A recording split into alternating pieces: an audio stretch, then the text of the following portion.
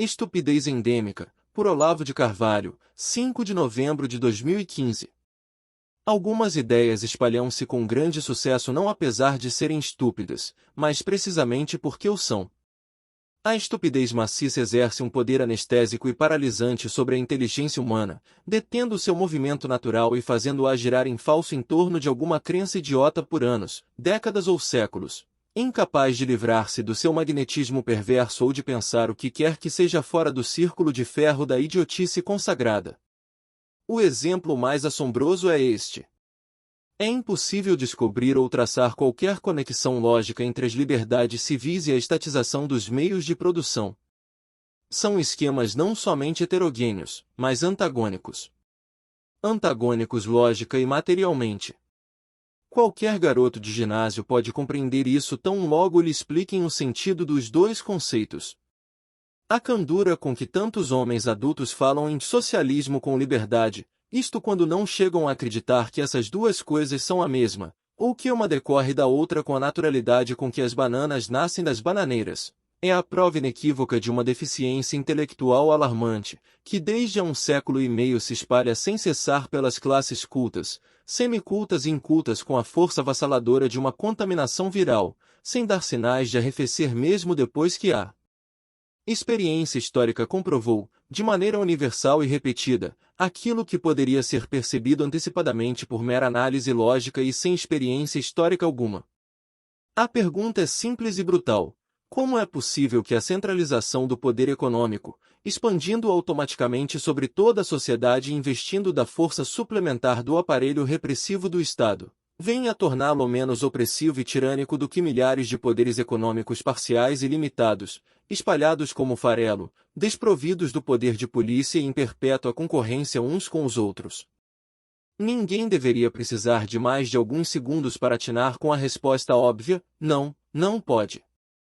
Nem se pode negar que os próprios clássicos do socialismo científico tenham ajudado a tornar essa resposta ainda mais patente, quando declararam alto e bom som que o que se seguiria ao capitalismo não seria uma democracia, de qualquer tipo que fosse, e sim a ditadura do proletariado.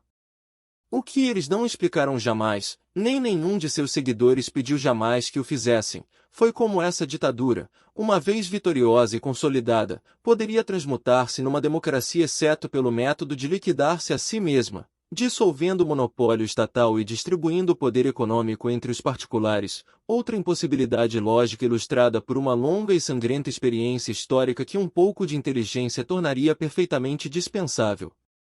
Em suma, a fé nas virtudes libertárias do socialismo, mesmo quando tênue e matizada, é sinal de uma deficiência cognitiva grave, que se espalha como praga e se arraiga no fundo dos cérebros por virtude da própria estupidez originária que a produz e determina.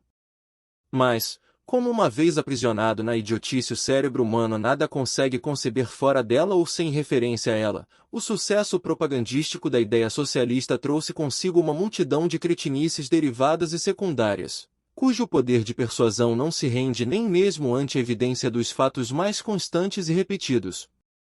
Uma delas é a crença, hoje um dogma de evangelho, de que a educação universal obrigatória tem o poder de aplanar as diferenças socioeconômicas. Pois deveria ser lógico e intuitivo que, se a exigência de credenciais escolares se impõe até nas profissões mais simples e modestas, credenciais mais altas e difíceis de obter se espalharão de maneira concomitante e automática entre as profissões mais prestigiosas e rentáveis, deslocando para cima, sem alterá-lo, o quadro inteiro da estratificação social. O sociólogo Randall Collins, no clássico estudo The Credential Society,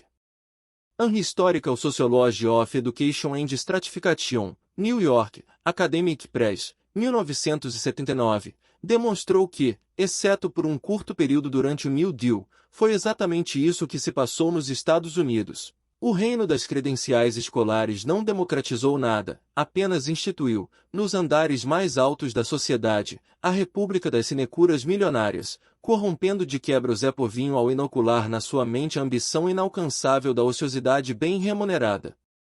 Mas, assim como toda ideia estúpida tem o condão de paralisar a intuição lógica, mais ainda ela debilita e, por fim, suprime a capacidade de aprender com a experiência histórica, que não é senão a longa e dolorosa demonstração indutiva daquilo que, Para uma inteligência normal, já estava demonstrado antes por mera análise dos conceitos envolvidos.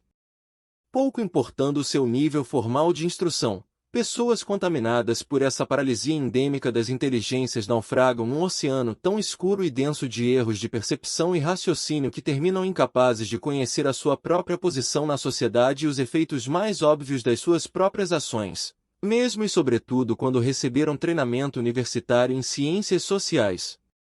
O exemplo mais óbvio é o dos sociólogos, economistas, juristas e cientistas políticos de esquerda, quando alardeiam que as universidades são um aparato ideológico da burguesia, construído para perpetuar a hegemonia cultural do capitalismo.